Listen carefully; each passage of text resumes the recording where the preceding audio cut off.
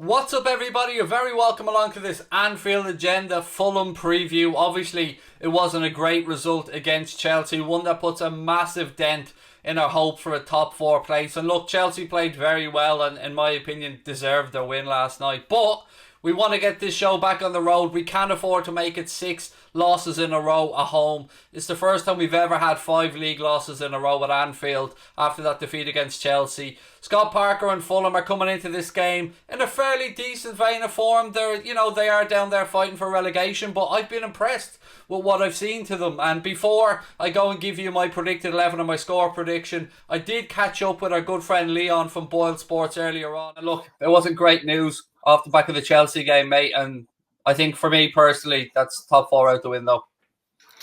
Yeah, well, we've given ourselves an absolute mountain to climb, that's for sure. Again, same formation, same setup against Chelsea, and we suffer another 1-0 defeat. We've got an awful lot of problems. We don't look like scoring. I think that's the key, and that about sums up Liverpool at the moment. We just don't look like scoring, Craig. We could be there for another 90 minutes, and I'm not sure whether we would have actually scored one against Chelsea. It was a blatant penalty, should have been given to us. Crazy decision. Absolutely baffles me how they can rule a goal out for Fulham, where his hand is down by his side and the ball just hits his hand, and then they cannot see Kante's arm coming up in an unusual position to block the cross. Blatant penalty. We got lucky with Werner. Mane should have scored. I suppose that was our only kind of real clear-cut chance, was Mane from a fantastic ball by Mo Salah. But Fulham are fighting for their life. And in this corresponding fixture at Craven Cottage, they really stepped up a gear, Fulham, and they deserve to beat us. We were lucky to come away with a 1-1 draw. Salah got a penalty. And at the moment, I just don't feel confident about Liverpool playing anybody at Anfield. And I mean anybody at Anfield. First time in the club's history, 5 home league defeats in a row. That's genuinely, mate, not a statistic I ever thought I'd be reading out under Jurgen Klopp. Not after going 67, 68 games, whatever it was, unbeaten. It's no, you never would, mad. Craig. Yeah, it's absolutely crazy stuff that's going on at Anfield. But there's no doubt it's in their heads now. And this run, it's not just 5 defeats. It's 7 games without a win. It's no goal from open play in over 10 and a half hours of home football. The only goal we've scored in a calendar year, 2021, is a penalty against Manchester City. So that goes to show you how really, we just don't look like the side at all who we used to be. I think there's got to be changes to how we're kind of lining up. Teams know exactly what we do now. They know every move we have. Nothing is different. And we've got to try something different, because to keep continuing to select the same players and to keep getting beaten at home, it's not working. It's time for change. One thing we do know is, unfortunately, it looks like Kabak is going to be ruled out of this game on Sunday. So we're most likely looking at a Fabinho-Phillips partnership. Would you agree with me on that one? Yeah, I would, and that doesn't bother me in terms of Phillips coming back in. I think anytime Nate has played for Liverpool, I think he's held himself in very high regard. Hasn't made too many blunders, has come in and done a really solid job. I would have loved if Phillips had been fit just to try and get another game beside Kabak, because some of our problems are stemming from not having that ball winner in the middle of the park, not having that person who doesn't give you time. And Fabinho only coming back yesterday, it was tough. It was really tough for him. But we're up against a Fulham side who, as I said, they're fighting for their lives. Liverpool are 4-9 favourites. It's a very short price. I mean, Fulham are as big as 7-1. But I just think, Craig, we need any type of win. I don't even know what to predict. I just would take any type of victory at our home, at Anfield, to just stop this run. It's too long now. It's the entire calendar year already. We're now into the 3rd month. We haven't scored a goal from open play. It's really worrying for us Liverpool fans. I just hope that we can get over Fulham. And I mean just get over Fulham, because I can guarantee you Fulham will have watched what Chelsea done last night. They'll have watched that long ball over the top, and they will know that it puts us under pressure. It's so simple, but it's so effective against us at the minute. It's weird because we were trying the same ball last night as Chelsea were trying over and over, whether it be diagonally or long ball over the top, and there was no space clearly there, but yet we persisted with that high line that allowed Werner to get in, and yes, that was ruled out very tightly for offside. But, you know, we got caught out then, the ball over to Mason Mount. He cut inside and he scored, and Scott Parker would have taken note of that. Yeah, look, it was poor defending from Fabinho and Trent. Fabinho's the first man closest to Mount. He's got to show him down the line. He's a right-footed player.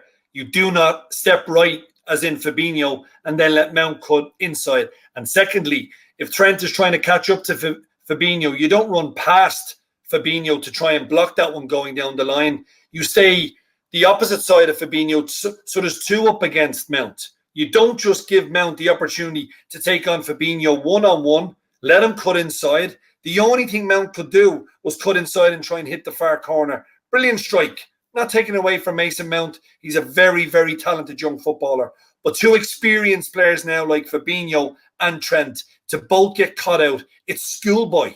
It's absolutely schoolboy football. Should not be happening at this level in any way, shape or form. One bright spark was when Diogo Jota came onto the pitch. At least that lets us see that maybe coming up against Fulham at the weekend, he isn't rusty. That really surprised me. I thought Diogo Jota came on and I thought that he impacted the game more positively than I was expecting for somebody who'd been out that long. Well, I would have loved to see him come on and keep Mo Salah on, because I think we needed that last night. That change, I just can't understand it. I know Jurgen said he maybe felt that Mo was feeling tired or whatever it was, but I still think the Premier League's top goal scorer, Liverpool's most potent goal threat, has to remain on the pitch for the entire single game. If he's not telling you to take him off, you leave him on. It's as simple as that. I just don't get that substitution for any reason. You bring Jota on, I agree with you. He's a live wire. He's not afraid to run in behind. If we're going to try and persist with this ball in behind back fours, you've got to have players who are willing to make that run. Excuse me. Saudio made one, should have scored.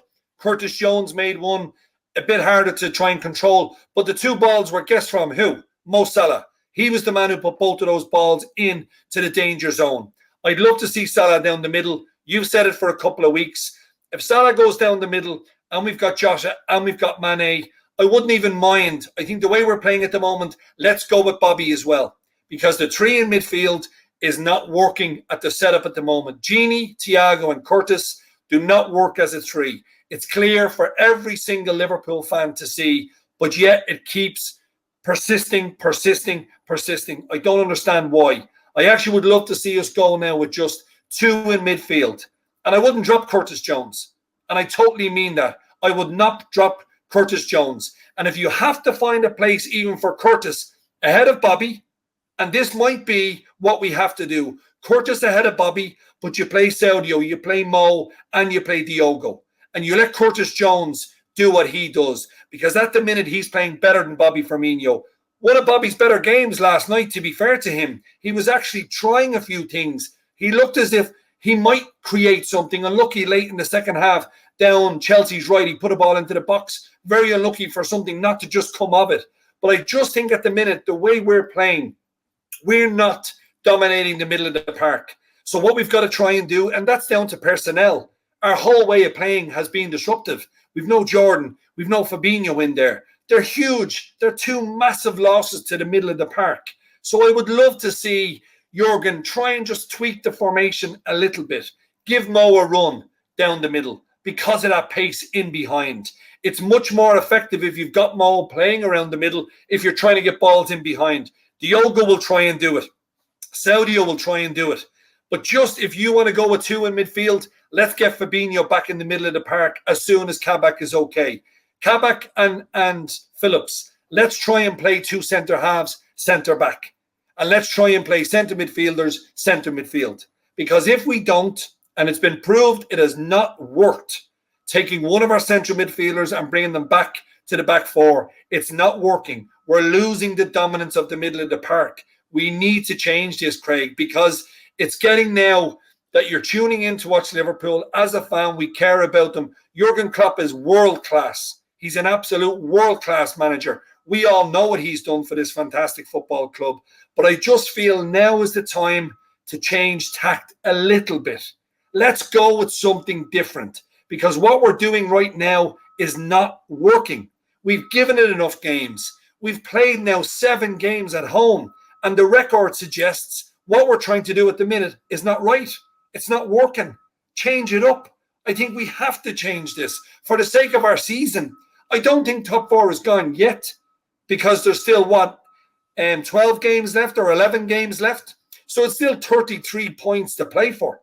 There's an awful lot still to play for. It's going to be very difficult. I agree with you. Our chances now, I think we're even money to finish in the top 4. So we're not a massive price. But I honestly feel if Liverpool can just change something, little bits and pieces, let's go for something different. Before I let you go from this part of the show, give us your prediction. I know it's impossible to make, or give us your tip for the Fulham game at the weekend, which, as you said, we're 4-9 on to get a result. Fulham 7-1 to beat us, which is, 4-9 seems actually quite short the way we've been playing. And I totally agree with that. It is short.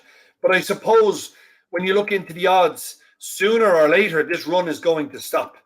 And if you said to Liverpool, you're going to play Fulham, who are fighting for their lives, but they're down the bottom end of the table to try and stop this horrific rot, you would probably take it, Craig. But I said we're struggling to score goals. You know what I'm going to go for? I'm just going to go for Diogo Jota at 4-1 to score the first goal, because I think he will start. I think Jurgen has to start him. Hopefully no ill effects, obviously, after last night, because it's his first half an hour back. So touch wood, Diogo is okay. Please, God, he's okay. But maybe him at 4-1. But as a scoreline, I'd probably go something like 1-0. I just feel Liverpool at the minute, and it's very worrying. If we don't score first, I don't see how we're going to change games. And that's a big worry for me at the minute. If we go behind even at Anfield, no matter who we play against, I don't see us changing the result. So maybe 1-0 at best. And hopefully it's just a red win. I don't care if it's an ugly performance, if it's a terrible performance. We need to just stop the rot. We've got to get a victory at home. Folks, you heard what Leon had to say. You heard my little bit of input on it as well. We're both hurt, fuming, angry, annoyed after the performance against Chelsea. But we've got to start putting things right. So let's start off with my score prediction for this game. And it's getting more and more difficult to pick these score predictions, because we haven't scored in open play in something like 10 hours at Anfield. The only goal we have scored there has been a penalty. But with that in mind, I've gone for a 3-1 win for the Reds. I feel like we have to turn it around at some point. I think Diogo Jota coming back will give us a massive impetus going forward. And whoever Klopp goes with, I feel like now is the time these boys need to step up. I'm still absolutely baffled as to how Mohamed Salah was pulled off, when for me he was the only one out there that looked like he was capable of unlocking a defence. But that being said, I think we'll get back to winning ways against Fulham. I'm going 3-1, and I'm going to give you guys my predicted 11 now. As always, though, I'd love to know your thoughts on this. So if you agree with my score and my predicted 11, let me know in the comment section below. I want to give Scott Parker credit for the job that he has done at Fulham. I just feel it's a lack of Premier League quality for them that may not keep them up this season. But they have a huge game coming up themselves after they play us, a game that could drag them right back into that relegation scrap, or out of that relegation scrap, with Newcastle and West Brom. So I'll have a look at my predicted 11 for this one. A bit of team news around it is the fact that Kabak isn't available, by the way, for the game. So, and again, just so you guys know, I'm not sure if everybody's aware of this, but the second leg against Leipzig has been moved back to the Puskás Arena there in Budapest. So we will be taking on Leipzig in that same stadium where we played the first leg. So just in case a couple of you guys didn't know about that one. But here is my predicted 11, ladies and gentlemen, for the game against Fulham, coming up at 2 p.m. on Sunday.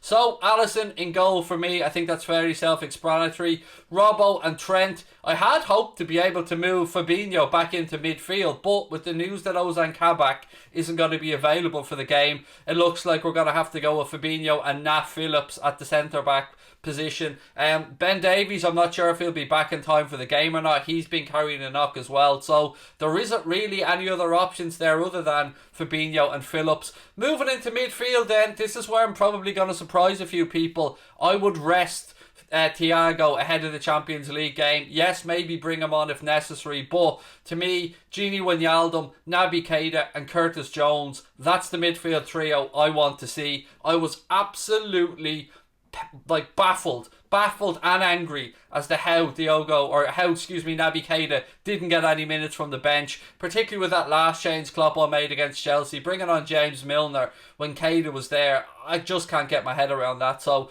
I hope to see Wijnaldum, Jones and Keita start in midfield. And then up front, I have decided that it's time for Bobby Firmino to have a rest. So I've gone for Diogo Jota, Mohamed Salah and Sadio Mane to start up top for this game. I know a lot of people will have different opinions on it. I know that people might want a different midfield or maybe Fabinho back into that midfield, but that's the 11 that I'd like to see take the pitch against Fulham at Anfield on Sunday. We need a win. However that win comes, I really don't mind, but we do need to get back to winning ways. I think we need at least 10 wins from the remaining games to have any chance to claw our way back into that top 4 race. Obviously United are playing City at the weekend as well, so they could drop points. Leicester have a tricky enough game and they haven't been in a great vein of form, so it's an outside chance right now in my opinion. But if we are to have any hope of securing Champions League football without having to go and win the Champions League, then it has to start this Sunday against Fulham. So I'm going for a 3-1 win, which as you can see is 10-1 with our sponsors Boyle Sports.